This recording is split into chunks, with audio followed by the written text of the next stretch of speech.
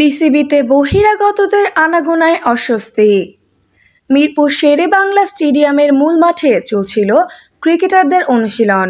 ক্রিকেটারদের কয়েকজন ফিল্ডিং অনুশীলন করছিলেন, ব্যাটিং বোলিং অনুশীলন চলছিল ইনডোরে। তাসকিন আহমেদ সেখান থেকে ফিরছিলেন ড্রেসিং রুমের দিকে। ততক্ষণে গ্র্যান্ড স্ট্যান্ডে জড়ো হয়েছেন একদল বহিরাগত মানুষ।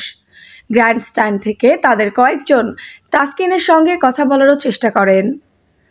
বহিরাগতদের আরেকটি দলকে দেখা গেল স্টেডিয়ামের ২ নম্বর গেটের ভেতরে, যিনি যেভাবে পারছেন স্টেডিয়াম কমপ্লেক্সে ঢুকে পড়ছেন।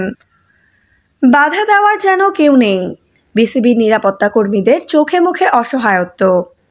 পরে তাদের একজন বলেছেন, কিছুক্ষণ আগে তারা দলবল নিয়ে ঢুকে পড়ে, কিছু বলা যাচ্ছিল না।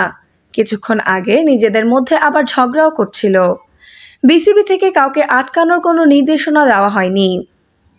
হঠাৎ বিসিবিতে বহিরাগতদের আনাগোনা বেড়ে যাওয়ায় কিছুটা অস্বস্তিতে ক্রিকেটাররা।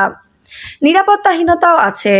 বিসিবির ক্রিকেট পরিচালনা বিভাগের ইনচার্জ শাহরিয়ার নাফিস নিরাপত্তার বিষয়টি নিয়ে কোনো মন্তব্য করতে না চাইলেও বহিরাগতদের আগমনে ক্রিকেটারদের অস্বস্তি প্রসঙ্গে বলেছেন, আগেও দেখেছি, যখন ক্ষমতার পালাবদল হয় তখন এমন হয়। আমরা পরিস্থিতি সম্পর্কে অবগত আছি। সারা দেশে কিন্তু পরিস্থিতি একটু অনিশ্চিত। আমরা আশা করছি ২-১ দিনের মধ্যে সারা দেশ যেমন স্বাভাবিক গতিতে ফিরবে, ক্রিকেট বোর্ডও স্বাভাবিক গতিতে চলবে। আজ বহিরাগতরা বিসিবিতে আসার আগে শেরেবাংলা স্টেডিয়ামে টহল দিয়ে গেছে বাংলাদেশ সেনাবাহিনীর একটি দল।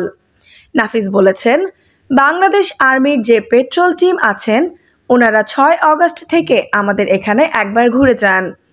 এটা তাদের রুটিন ওয়ার্ক। নিরাপত্তার কোনো হুমকির জন্য নয়। তারা যেভাবে সারা দেশে আইন শৃঙ্খলা পরিস্থিতি স্বাভাবিক করার চেষ্টা করছেন, এটা সেটারই একটা অংশ। আফসানা নওরিন, বাংলা স্পোর্টস।